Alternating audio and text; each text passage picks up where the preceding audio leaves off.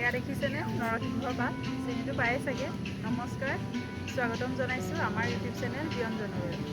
আজি হোটেলত চিংৰাৰ লগত এটা চাটনি খালোঁ, সৰিয়হৰ চাটনিটো খাই বহুত ভাল লাগিল আৰু ভাবিলোঁ ঘৰত আহি বনাই চাওঁ। কেনেকৈনো বনাই আহকচোন, ৰেচিপিটো আপোনালোকৰ লগতো শ্বেয়াৰ কৰোঁ।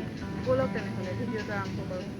এয়া হৈছে ক'লা সৰিয়হৰ চাটনি বনাবলৈ আচলতে সৰিয়হখিনি 2-3 ঘণ্টামান আগতীয়াকৈ তিয়াই থ'ব লাগে। মই কিন্তু এদিন আগতীয়াকৈ ধুই মেলি এৰাতিৰ কাৰণে তিয়াই থৈছোঁ। চাটনিত পোৰা জলকীয়া দিলে ভাল লাগে, সেইকাৰণে মই 4-5টামান জলকীয়া পুৰি লৈছোঁ। সৰিয়হৰ চাটনি অকণমান তিতিকি লাগে বাবে সেই তিতা ভাৱটো আঁতৰাবলৈ মই কেইটামান কেঁচা বাদাম ব্যৱহাৰ কৰিছোঁ। চাটনি যিহেতু সৰিয়হৰ, মনত ৰাখিব ইয়াত আদা কম আৰু নহৰু বেছিকৈ ব্যৱহাৰ কৰিব। আদা নহৰুখিনি মিক্সাৰত পিচি দিম যদিও মই সৰুকৈ কাটি দিলোঁ। এই সৰিয়হৰ চাটনিৰ সোৱাদ বঢ়াবলৈ মই এটুকুৰা নেমু ব্যৱহাৰ কৰিছোঁ।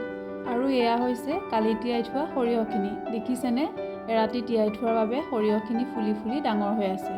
লগতে কেইটামান নৰসিংহৰ পাতো ব্যৱহাৰ কৰিছোঁ, যাতে চাটনিখনৰ সোৱাদ আৰু অকণমান বাঢ়ি যায়। এতিয়ানো কি ক'ম, সকলোৱে জানেই কেনেদৰে চাটনি পিচিব লাগে। যদি আমাৰ চেনেলত নতুনকৈ আহিছে, আমাৰ চেনেলটো ছাবস্ক্ৰাইব কৰি দিব আৰু যদি আমাৰ ভিডিঅ'বোৰ চাই ভাল লাগে, বন্ধুবৰ্গ আৰু পৰিয়ালবৰ্গৰ মাজত শ্বেয়াৰ কৰি দিব। এইখন চাটনি আপোনালোকে বগা সৰিয়হ দিও বনাব পাৰে, কিন্তু বগা সৰিয়হতকৈ ক'লা সৰিয়হৰ সোৱাদটো বেছি হয়। যিহেতু চাটনিখনত নেমু ব্যৱহাৰ কৰিছোঁ, সেইকাৰণে ৰেগুলাৰ সোৱাদতকৈ অকণমান নিমখৰ পৰিমাণটো বেছিকৈ দিছোঁ।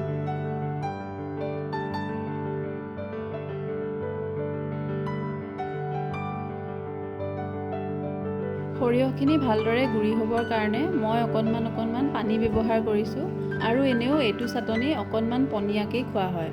আৰু লগতে মই নেমু টুকুৰাও চেপি দিছোঁ।